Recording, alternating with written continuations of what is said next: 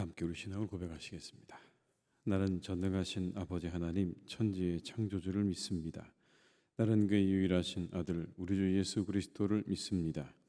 그는 성령으로 잉태되어 동정녀 마리아에게서 나시고 본디오 빌라도에게 고난을 받아 십자가에 못 박혀 죽으시고 장사된 지 사흘 만에 죽은 자 가운데서 다시 살아나셨으며 하늘에 오르시어 전능하신 아버지 하나님 우편에 앉아 계시다가 거기로부터 살아있는 자와 죽은 자를 심판하러 오십니다.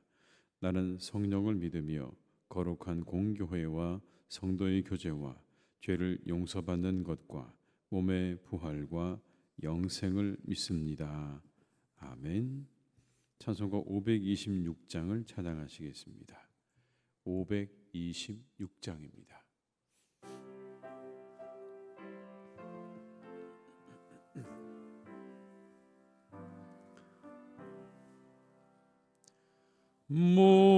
목마른 자들아 다 이리 오라. 이곳에 좋은 샘 흐르도다. 힘쓰고 애씀이 없을지라도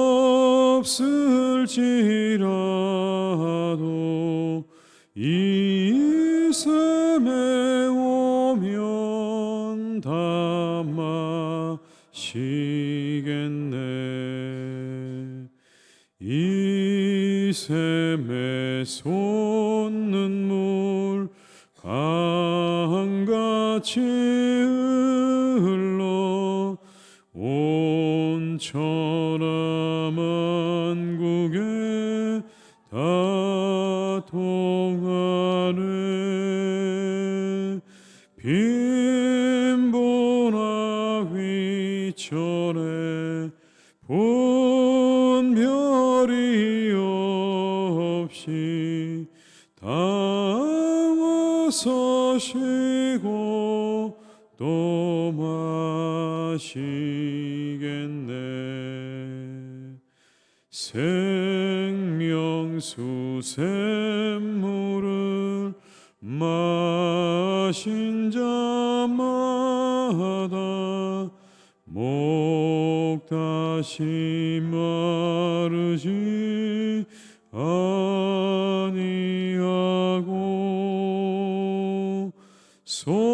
속에서 솟아나 생수가 되어 영원히 솟아 늘 풍성하리. 이 샘의 이름은 생명의 샘물, 저수정 빛같이 늘 맑도다. 어린 양 보좌가 근원이 되어 생명수 샘이 늘 그치. 3절입니다. 생명수 샘물을 마신 자마다 목 다시 마르지 아니하고 속에서 솟아나 생수가 되어 영원히 솟아 늘 풍성하리. 이 샘의 이름은 생명의 샘물, 저수정빛같이 늘 맑도다. 어린 양 보좌가 근원이 되어 생명소샘이 늘 그치지 않네.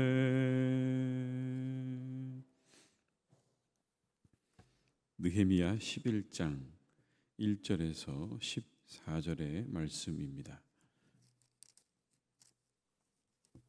느헤미야 11장 1절에서 14절의 말씀입니다. 느헤미야 11장 1절에서 14절의 말씀을 함께 봉독하시겠습니다.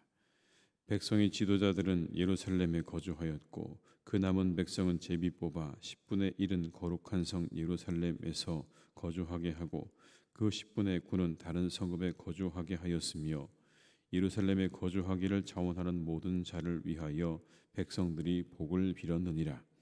이스라엘과 제사장들과 레위 사람들과 느디님 사람들과 솔로몬의 신하들은 가차손은 유다 여러 성읍에서 각각 자기 성읍 자기 기업에 거주하였느니라.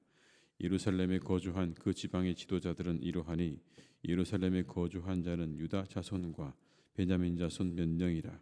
유다 자손 중에는 베레스 자손 아다야이니 그는 우시아의 아들이요 스가랴의 손자요 아마랴의 증손이요 스바랴의 현손이요 마할랄렐의 오대손이며 또 마하세야니 그는 바룩의 아들이요 골호세의 손자요 하사야의 증손이요 아다야의 현손이요 요야립의 오대손이요 스가랴의 육대손이요 실로 사람의 칠대손이라. 예루살렘에 거주한 베레스 자손은 모두 468명이니 다 용사였느니라. 베냐민 자손은 살루이니 그는 무술람의 아들이요 요에스의 손자요 부다야의 증손이요 골라야의 현손이요 마하세야의 오대손이요 이디엘의 육대손이요 여샤야의 칠대손이며 그 다음은 갑배와 살레 등이니 모두 928명이라. 시그리의 아들 요엘이 그들의 감독이 되었고 하스누아의 아들 유다는 버금이 되어 성읍을 다스렸느니라.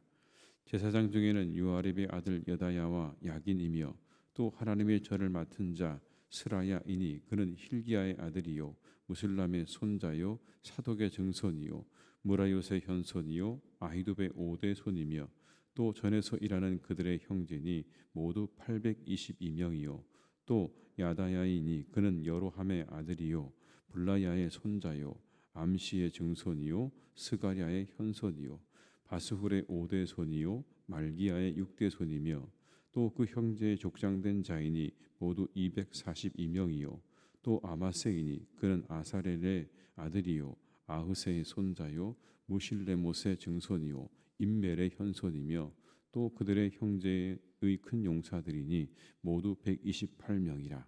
하구돌림의 아들 삽디엘이 그들의 감독이 되었느니라. 아멘.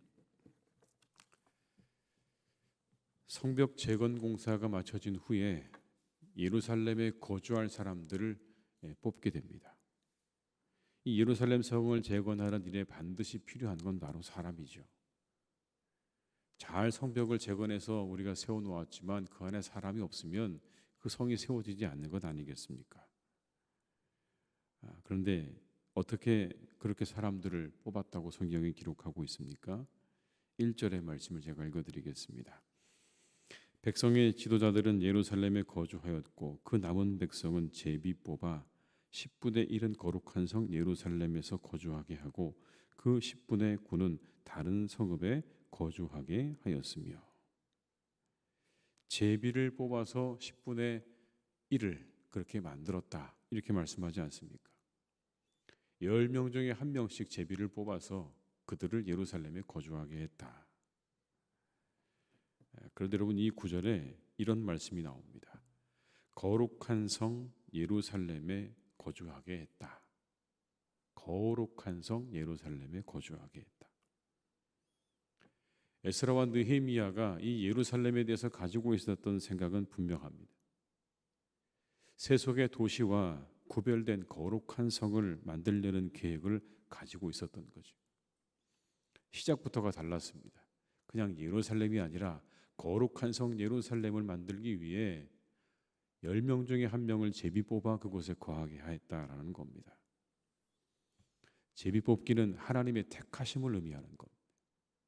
그냥 누군가 뽑혀지는 그런 일이 아니라 제비 뽑기는 하나님께서 그들을 택하셨다는 의미가 담겨져 있는 거죠. 하나님이 택하셨다. 하나님의 거룩한 성은 하나님께서 택하신 사람들로 채운다.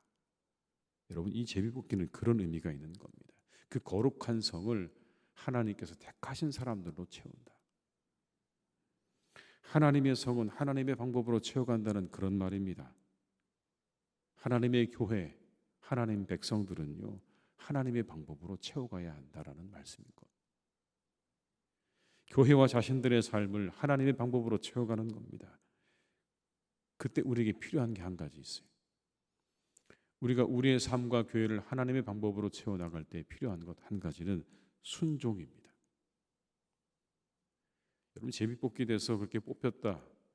어떠셨을 것 같습니까? 여러분, 좋았을까요? 부담스러웠을 것 같아요. 왜냐하면 본문에 등장하는 예루살렘은 그렇게 살기 좋은 곳은 아니었을 것입니다. 우리가 살고 있는 이 홍대처럼 번화하지도 않고 많은 사람들이 살지도 않고 모든 게 잘 갖추어져 있는 그런 데가 아닙니다. 항상 밖으로부터는 이방인들의 침략이 언제나 그렇게 준비되어 있는 이방인들의 침략을 늘 받을 준비가 되어 있는 그런 곳이기도 하고, 황폐되어 있어서 그 땅을 새롭게 개척하지 않고는 살 수 없는 그런 곳으로 들어가는 겁니다. 그 성 안에 산다는 건 많은 통제를 받아야 된다는 걸 의미하는 것이고, 그래서 한편으로 생각해 보면 그것은 자유가 별로 없어 보이는 그러한 곳이기도 하죠. 그래서 본문을 보면 사람들은 예루살렘에 사는 것을 그렇게 즐거워하지 않았던 것이 분명합니다. 이 제비뽑기가 되었을 때 부담을 안고 그 안으로 들어가야 되는 겁니다. 그때 필요한 게 뭐였다고요? 순종인 겁니다. 하나님이 나를 택하셨구나라고 하는 그 하나님의 자신을 택하심에 순종하는 마음으로 나가는 거예요. 왜 내가 되었을까라는 마음보다 하나님의 택하심에 대한 순종이 필요했던 겁니다. 순종의 마음으로 예루살렘으로 들어갔던 거죠. 하나님께서 하나님의 나라와 하나님 백성들의 기대하는 게 무엇이겠습니까? 그 하나님의 방법이라고 말씀드리지 않았습니까? 힘없고 연약한 이들을 힘으로 이주시키는 것이 아니었습니다. 제비뽑기, 하나님의 선택에 맡기는 방법으로 사람들을 이주시키지 않았습니까? 이게 하나님의 방법이었던 거죠.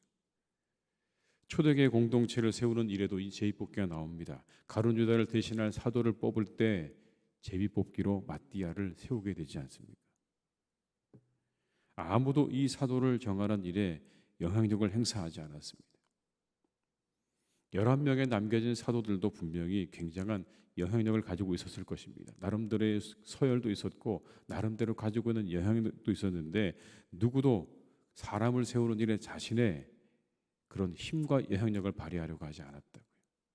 제비뽑기로 사람을 세웠다고 되어 있습니다. 하나님의 나라와 하나님의 백성들은 하나님의 방법으로 공동체와 가정과 자신을 세워가야 하고, 그때 우리에게 필요한 건 순종하는 겁니다. 하나님의 방법으로 우리의 모든 것들을 세워나가고, 그리고 그때 우리에게 더욱더 순종이 필요하다라는 이 말씀을 기억하시면서 오늘도 우리가 이 순종을 잘 배워가는 그런 하루가 되시기를 주님의 이름으로 축복합니다. 그런데 여러분, 예루살렘에 들어가는 또 다른 부류의 사람들이 나옵니다. 자원자들이었습니다.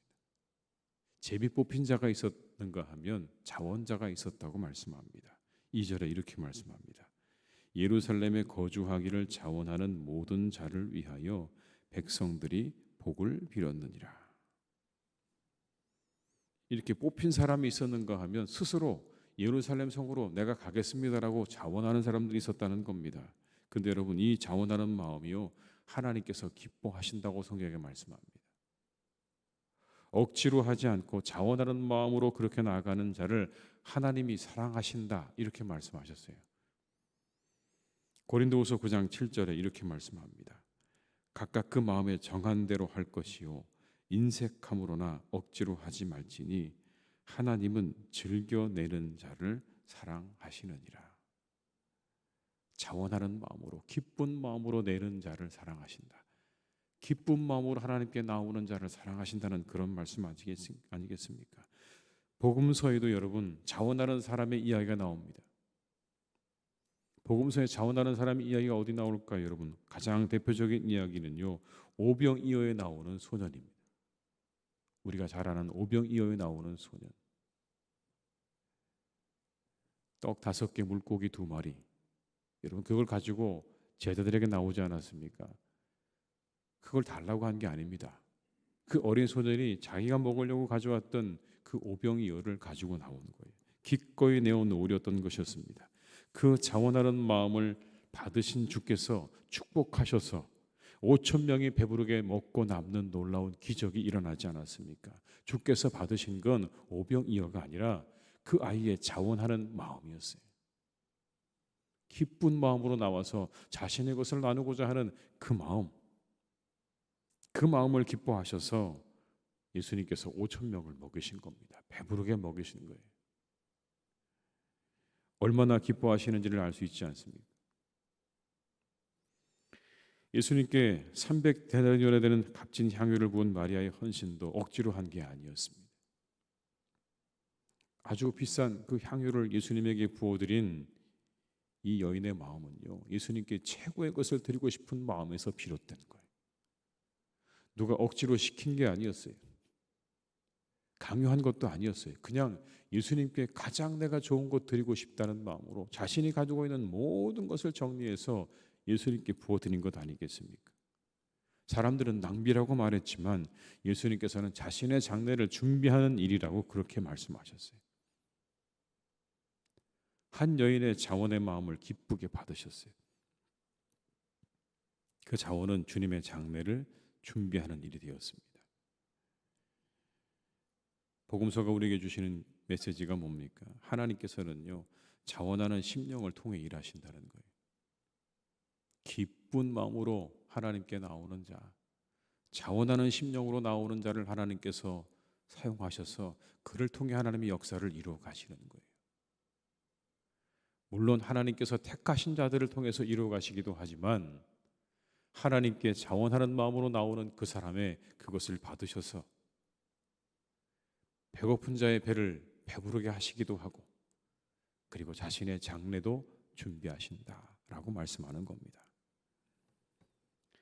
이 아침에 우리가 기도해야 될 제목은 아마 이것이 아니겠습니까? 하나님, 우리에게 자원하는 마음을 주시옵소서. 자원하는 심령을 주시옵소서. 억지로 하지 않게 하시고 자원하는 마음을 주시고 그리고 순종하는 마음을 주시옵소서. 하나님이 우리를 택하시고 부르실 때 우리에게 순종하는 마음 주시고 자원하는 마음을 주시옵소서. 여러분, 그게 예루살렘을 세워나가는 사람들의 모습이었습니다. 하나님이 택하신 자들을 통해 자원하는 자들을 통해 그렇게 예루살렘은 세워져 나갔던 것이죠. 교회도 마찬가지입니다. 우리가 하나님이 택하신 자들을 통해 세워가시고 그리고 자원하는 자들을 통해 세워가신다는 이 믿음을 가지고 더욱더 주의 일에 순종하는 마음과 자원하는 마음으로 나아갈 수 있기를 주님의 이름으로 축복합니다. 여러분, 자원자의 딜레마라는 그러한 현상이 있습니다. 무슨 말이냐면 사람의 숫자가 많아질수록 자원자가 줄어든다는 이야기입니다. 사람 숫자가 많아지면 자원자가 늘어날 것 같은데 숫자가 많아질수록 위기 상황에 대처해서 자신의 그 모든 것들을 내어놓을 수 있는 자원자가 줄어든다는 이야기예요. 여러분, 수족관에서 기르는 우리 잘 알고 있는 물고기 가운데 구피라는 게 있습니다. 구피. 이 구피는요, 자원자의 딜레마 현상이 나타나지 않는데요. 많아지면 많아질수록 위험에 대처하는 자원자가 더 많이 나온대요. 어떻게 실험을 했냐면 구피를 10마리, 20마리를 넣어놓고 거기에 이 구피를 잡아먹는 그런 포식자를 한 마리 넣어놨답니다. 그리고는 관찰을 한 거예요. 7분 동안. 그랬더니 20마리가 있는 구피의 거기에서는요 14차례 그 포식자를 향해서 누군가 나갔다 들어왔다 나갔다 들어왔다를 한 거예요. 그 위험을 감수하는 행동인 거죠. 근데 10마리는요 7번밖에 안 나타난 거예요. 완전히 다른 거죠. 많을수록 자원자가 더 많아졌다는 그런 이야기입니다. 여러분, 기독교인들이 그래야 되지 않을까요? 기꺼이 예루살렘으로 들어갔던 사람들처럼, 그리고 자원의 마음으로 살아가는 우리가 될 수 있으면 좋겠습니다. 더 우리가 힘있게 힘차게 우리에게 주신 그 사명들을 향해서 과감하게 앞으로 나아가는 하나님의 교회와 성도들로 세워져 가시기를 주님의 이름으로 축원합니다. 기도하시겠습니다. 아버지 하나님, 이 시간 우리가 함께 말씀을 나눕니다. 이스라엘 백성들을 하나님께서 택하셔서 하나님께서 그들을 예루살렘 성으로 부르셨습니다. 하나님의 성을 하나님의 방법으로 채워가시는 이 장면 속에 하나님, 우리를 돌아보게 됩니다. 하나님의 교회와 하나님의 나라, 하나님의 백성들을 하나님의 방법으로 채워갈 수 있도록 주여 우리를 인도하여 주시옵소서. 우리의 삶에, 하나님의 교회에, 우리의 공동체에 세상의 것들이 침입하지 못하기를 간절히 기도합니다. 하나님, 우리를 지켜 주시옵소서. 우리와 함께해 주시옵소서. 이미 우리 안에 들어와 있는 너무나 많은 세상적인 것들을 하나님, 우리가 다 걷어낼 수 있기를 기도합니다. 그리고 우리의 공동체와 우리의 영혼과 우리의 가정에 하나님의 방법과 하나님의 것들로 채워나갈 수 있기를 간절히 기도하오니 주여 우리에게 은혜를 내려 주시옵소서. 아버지 하나님, 그때 우리에게 순종의 마음도 주시기를 간절히 원합니다. 우리가 그때 순종해야 할 것입니다. 하나님의 방법으로 우리가 살아가려 하면 참 많은 수고와 노력과 그리고 포기와 희생이 우리에게 뒤따른다는 것을 우리는 잘 압니다. 그럼에도 하나님, 우리가 순종하며 나아갈 수 있기를 간절히 원합니다. 하나님께서 우리에게 원하시는 일들을 보여주실 때, 하나님이 우리를 부르실 때, 하나님의 일들이 우리 앞에 있을 때 그 일들을 향하여 하나님 순종하는 마음으로 나아가는 우리 모두가 다 되게 하여 주시옵소서. 또한 아버지 하나님, 우리가 기도합니다. 자원하는 마음을 우리에게 주시옵소서. 자원하는 심령을 우리에게 주시옵소서. 하나님, 우리가 자원하는 마음으로 주께 나가게 하시고 주의 일을 감당할 수 있도록 우리를 이끌어 주시기를 간절히 원합니다. 즐거운 마음으로 주의 일을 하게 하여 주옵소서. 억지로 하지 않게 하시고 하나님, 우리가 감사하는 마음으로, 기뻐하는 마음으로, 즐거워하는 마음으로 주의 일을 감당하는 하나님의 백성들이 되게 하여 주시옵소서. 하나님, 우리에게 그런 마음을 더해 주시기를 원합니다. 예루살렘을 향하여 자원하는 마음으로 들어갔던 이들처럼 하나님, 우리에게도 자원하는 마음을 주시고 자원하는 사람들을 풍성하게 허락해 주셔서 아버지 하나님의 뜻과 역사가 기쁨 가운데, 즐거움 가운데 이루어져가는 하나님의 교회가 되게 하여 주시옵소서. 주님, 우리를 사용하시고 우리와 함께 하시고 우리에게 순종의 마음과 자원의 마음 주시기를 간절히 원하오니 이 새벽에 하나님께서 우리에게 이와 같은 마음을 허락해 주시옵소서. 아버지 하나님, 사랑하는 교회를 주께서 이끌어 가시기를 간절히 원합니다. 이곳에 함께해 주시기를 간절히 원합니다. 하나님, 이곳에 우리가 우리의 모든 인간적인 것들을 다 내려놓게 하여 주시옵소서. 인간적인 생각, 인간적인 방법, 인간적인 마음 다 내려놓게 하시고 오직 하나님의 방법과 하나님의 마음으로 주님의 일들을 해나갈 수 있도록 주께서 역사해 주시기를 간절히 원합니다. 우리에게 그런 마음, 그런 생각을 허락하여 주시옵소서. 하나님, 이곳이 하나님의 뜻대로 이루어지기를 간절히 원합니다. 이곳에 하나님의 나라가 이루어지기를 간절히 원합니다. 하나님의 교회입니다. 이곳에 아버지 섬기는 자가 가장 큰 자가 되어지는 교회가 되게 하여 주시옵소서. 내 것을 다 내려놓고 다른 이들을 섬기는 자가 가장 큰 자가 되어지는 아름다운 공동체가 되기를 간절히 원하오니 우리의 손에 쥐고 있는 모든 것들을 다 내려놓게 해 주시옵소서. 가지고자 하는 모든 것들을 다 내려놓게 해 주시옵소서. 오직 하나님 섬기고 또 섬기는 마음과 믿음으로 나아가는 하나님의 공동체가 되게 하여 주시옵소서. 주여, 우리 사랑하는 교우들의 가정과 일터를 축복해 주시기를 원합니다. 주께서 함께 하셔서 이 하루도 강건하게 하시고 평안하게 하시고 모든 일이 잘 이루어지는 복된 하루가 되게 해 주시옵소서. 그러나 아버지 하나님, 때때로 우리의 일들이 우리의 마음과 계획대로 되지 않을 때 하나님께서 그 마음을 어루만져 주시고 낙심하지 않게 하시고 좌절하지 않게 하시고 하나님께서 다시 일어날 수 있는 힘을 주시기를 간절히 원합니다. 주님을 믿음으로, 주님을 믿고 의지하는 마음으로 다시 일어날 수 있기를 간절히 기도하오니 주여, 우리 사랑하는 교우들의 가정과 영혼과 일터를 주께서 이 하루도 돌보아 주시고 함께해 주시옵소서. 아버지 하나님, 저 북녘 땅에 있는 우리의 동포들을 주께서 긍휼히 여겨주시기를 간절히 원합니다. 먹을 것이 없어 하나님 쓰러져가고 죽어가고 있는 저 땅에 있는 우리의 동포들을 하나님께서 긍휼히 여기셔서 이제 속히 아버지 하나님 그 모든 것으로부터 자유를 얻을 수 있기를 간절히 원합니다. 그 모든 것으로부터, 그 억눌림으로부터 하나님 해방되기를 간절히 원합니다. 북녘의 악한 정권을 하나님께서 이제 멈추어 주시고 이제 하나님 저 정권이 이제 끝날 수 있도록 하나님 이끌어 주시기를 간절히 원하오니 하나님께서 친히 그 모든 것들에 손을 봐 주시기를 원합니다. 하나님께서 저 땅에 있는 우리의 모든 동포들이 해방과 자유의 기쁨을 누리게 도와주시옵시고 저곳에서 기도하고 있는 우리의 성도들이 그 기도가 응답되어지는 놀라운 역사를 경험하기를 간절히 기도하오니 주여, 저 땅을 긍휼히 여겨 주시옵소서.